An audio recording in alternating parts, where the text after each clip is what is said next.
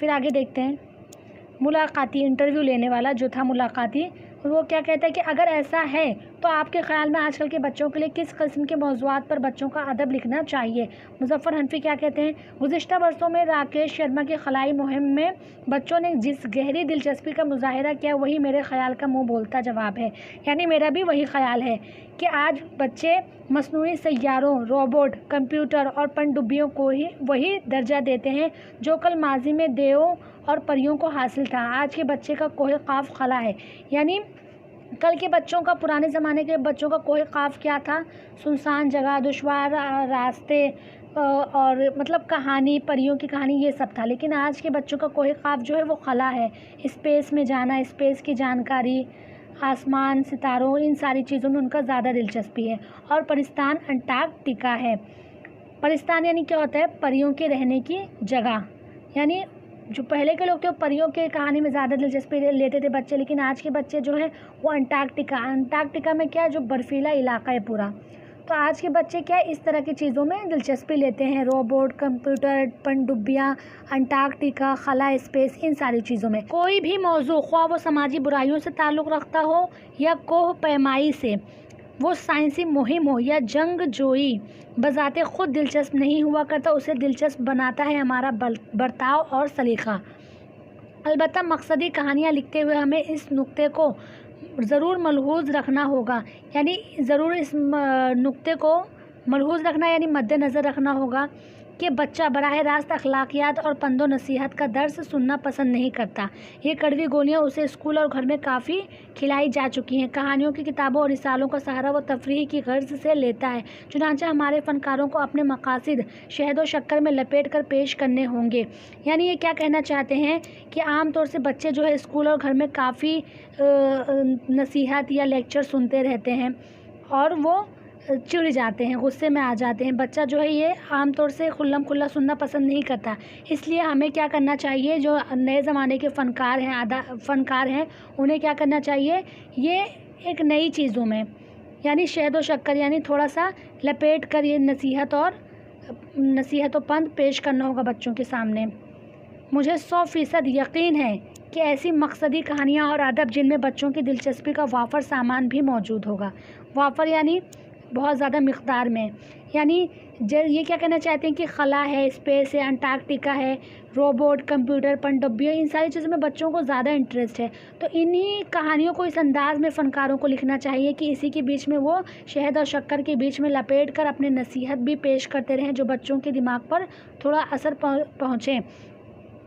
آگے کیا کہتے ہیں کہ واضح نصیحتوں کے مقابلے میں کہیں زیادہ کارگر ثابت ہوں گے، یعنی کھلم کھلا بچوں کو نصیحت کرنے کی بجائے اس طرح سے نصیحت کرنا، ان روبوٹ، کمپیوٹر کی کہانیوں میں شہد اور شکر میں لپیٹ کر نصیحت کرنا زیادہ کارگر ثابت ہوگا، اور انہی کے بطن سے ایک صاف ستھرا پرسکون ترقی یافتہ روشن ہندوستان برآمد ہوگا۔ بطن سے یعنی پیٹ سے، بطن یعنی پیٹ ہوتا ہے، یعنی انہی کے ذریعے سے صاف ستھرا پرسکون اور ترقی یافتہ روشن ہندوستان برآمد ہوگا۔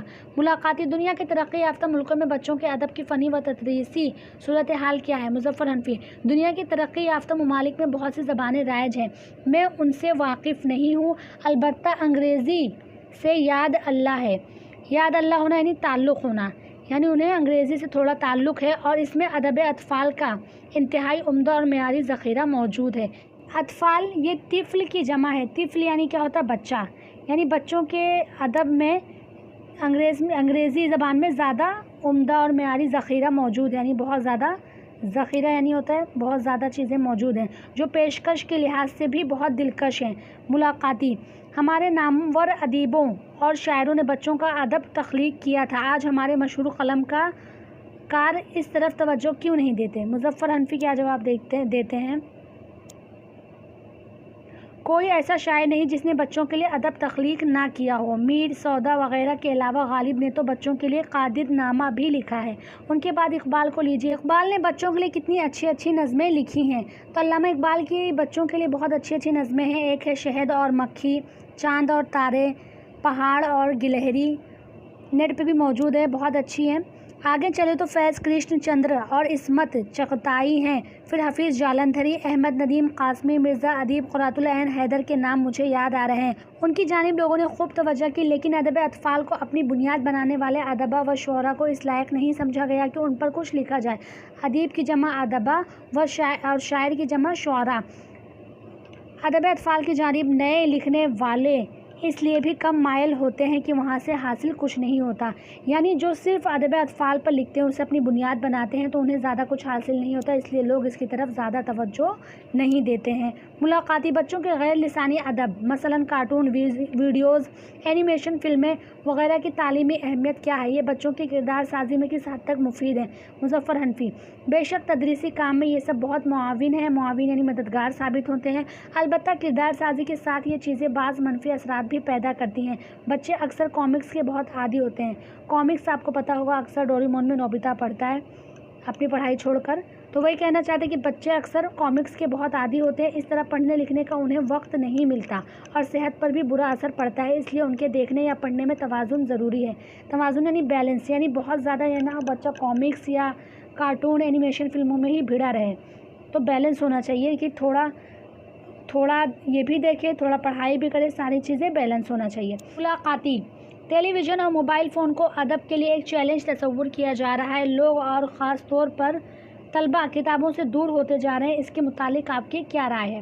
مظفر حنفی: ٹیلی ویژن اور موبائل فون وغیرہ صرف ادب کے لیے ہی نہیں، پورے پرنٹ میڈیا کے لیے چیلنج بنے ہوئے ہیں۔ آپ کی تشویش درست ہے، تشویش یعنی آپ کی تحقیق درست ہے۔ پچھلے لوگ کہتے تھے چور کو نگہبان بنا دینے سے چوریاں رک جاتی ہیں، ایسا کچھ کیا جائے کہ تدریس و تعلیم کے لیے الیکٹرانک میڈیا ہی میں زیادہ سے زیادہ گنجائش پیدا کی جائے، یعنی کیا کہنا چاہتے ہیں کہ چور کو نگہبان بنا دینے سے چوریاں رک جاتی ہیں، یعنی بچوں کو زیادہ تر دلچسپی انہی ساری چیزوں میں ہے، ٹیلی ویژن، موبائل فون، ان ساری چیزوں میں، تو کیا کیا جائے کہ درس و تعلیم کے لیے الیکٹرانک میڈیا ہی میں زیادہ سے زیادہ گنجائش پیدا کی جائے، یعنی تعلیم کو ان ساری چیزوں کے ذریعے عام کیا جائے۔ تو آپ دیکھیں گے کہ آج تعلیم انہی ساری چیزوں میں، فون میں پوری پڑھائی ہونے لگی ہے، کمپیوٹر سے پورے کورس ہونے لگے ہیں، تو یہاں پر وہی کرنا چاہتے ہیں۔ آگے کیا کہتے ہیں ملاقاتی: اردو ادب اطفال میں آپ کا حصہ کیا اور کتنا ہے؟ مظفر حنفی: نثر میں کہانیوں کے میرے 3 مجموعے، نیلا، ہیرا، بندروں کا مشاعرہ، یعنی کہانیوں کے 3 مجموعے ہیں۔ حلوہ چور: نیلا ہیرا 1، بندروں کا مشاعرہ 2، حلوہ چور بچوں کی نظموں کے 6 مجموعے۔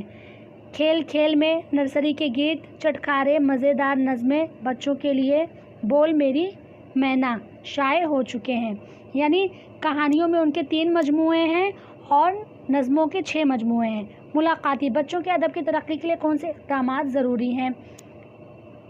مظفر حنفی: بچوں کے لیے لکھتے وقت مصنف کو خود بچہ بن جانا چاہیے، یعنی بچوں کی نفسیات سے اس کا بخوبی واقف ہونا ضروری ہے مصنف کا مطالعہ، مشاہدہ اور تجربہ بھی وسیع اور متنوع ہونا چاہیے۔ متنوع یعنی متنوع بنا ہے نو یعنی کیا ہوتا ہے؟ قسم، تو مختلف قسم کی اس کو تجربہ ہونا چاہیے۔ تحریر میں بچوں کی دلچسپی کا وافر مواد مہیا کرے، وافر یعنی بہت زیادہ مقدار میں، مواد یعنی کیا ہوتا ہے؟ کنٹینٹ، یعنی بہت زیادہ نیا اسٹوری ہونا چاہیے۔ ظرافت سے بھرپور کام لے، ظرافت یعنی کیا ہوتا ہے؟ دل سے بھرپور کام لے۔ قدیم لوک کہانیوں اور داستانوں کو دور حاضر کی سائنسی ایجادات سے آمیز کر کے ادب تخلیق کیا جائے تو کارآمد نتائج برآمد ہوں گے، یعنی کیا کہنا چاہتے ہیں؟ جو پرانی لوک کہانیاں ہیں ان کو بھی جو دور حاضر کی سائنسی ایجاد ہیں، دونوں کو ملا کر اس طرح سے تخلیق کیا جائے، اس طرح سے لکھا جائے جو بہتر ثابت ہوں۔ اردو میں نرسری رائمز کی سخت کمی ہے۔ نرسری رائمز کیا ہوتا ہے؟ کم عمر بچوں کے لیے گیت، نرسری کے بچوں کے لیے گیت، تو وہ کمی ہے، لکھنے والوں کو اس طرف مائل کرنا چاہیے۔ دیکھا جا رہا ہے کہ زیادہ تر اساتذہ ہی بچوں کے لیے نصیحتوں کی پوٹ جیسی کہانیاں اور نظمیں لکھتے ہیں۔ نصیحتوں کی پوٹ یعنی پوٹلی بند، نصیحت بولتے نا آپ لوگ غصے میں اپنے اماں ابا کو کہ نصیحت کی پوٹلی بند کرو، تو وہی نصیحتوں کی پوٹ۔ بڑے اور مستند شاعروں اور ادیبوں کے ادب اطفال کی تخلیق میں شرکت لازمی ہے۔ بچوں کے لیے شاعری کرنے والوں کے مشاعرے ہونے چاہیے، بچوں کے لیے لکھنے والوں کو ٹیلی ویژن اور ریڈیو پر زیادہ مواقع فراہم کرنا چاہیے۔ मुलाकाती उर्दू ज़बान के तलबा व तालिबात को आप क्या पैगाम देना चाहेंगे? मुज़फ़्फ़र हनफी, कामयाबी के लिए खूब मेहनत की ज़रूरत है और कोई शॉर्टकट तलाश करना बेकार है। हर नाकामी आर्जी होती है। नाकामी आर्जी होती है यानी आर्जी यानी थोड़ी देर के लिए होती है और ज़्यादा कोशिश करने की नसीहत करती है। अल्लाह बड़ा मुनसिफ़ है यानी इंसाफ़ करने वाला है। मुलाकाती, बच्चों के लिए लिखी गई अपनी कोई नुमाइंदा नज़म इनायत फरमाएँ। मुज़फ़्फ़र हनफी, लीजिए सुन लीजिए। देखते हैं क्या लिखा है उन्होंने। 10 रुपये फ़ी बोतल पानी, हक्का बक्का रह गई नानी। हक्का बक्का रहना यानी हैरान रहना। अपना बचपन याद किया तो अरज़ानी सी थी अरज़ानी। अरज़ानी यानी सस्ता, यानी उन्होंने जब अपना बचपन याद किया तो बहुत सस्ती चीज़ें थी उस वक्त। 12 आने सेर असली घी, 11 आने तोला चांदी। सेर ये एक वज़न, जैसे आज हमारे ज़माने में वज़न का ग्राम है, पाव है, किलो में वज़न तोला जाता है, तो उसी तरह सेर एक वज़न था। केले थे 2 पैसे दर्जन, चावल 5 आने पेंसरी। पेंसरी भी एक वज़न है। बाइस्कोप टिकट 1 आना, 1 अठन्नी का पाजामा। स्कूलों में फ़ीस नहीं थी, कॉलेज 2 रुपये माहाना। नाना की तनख्वाह जो पूछी कल 45 रुपया निकली। 45,000 के लगभग पाते हैं अब्बू और अम्मी। यानी कल पुराने ज़माने में नाना की 45 रुपया तनख्वाह थी और आज क्या है 45,000 है। अल्हम्दुलिल्लाह आज हमने उर्दू 10वीं जमात का 7वां सबक मुज़फ़्फ़र हनफी से एक मुलाकात वो मुकम्मल कर लिया, जिसमें बहुत सारी चीज़ें सीखने को मिली। ये रही मेरी पिछली वीडियो, इसे भी देखो। और अगर आपको मेरी वीडियो से फ़ायदा हो रहा है तो प्लीज़ लाइक करें, शेयर करें अपने दोस्तों से, चैनल को सब्सक्राइब करें। जो भी डाउट हो तो कमेंट में ज़रूर पूछें। अगली वीडियो कौन से टॉपिक पर होना चाहिए मुझे ये भी बताएं। आज के लिए बस इतना ही।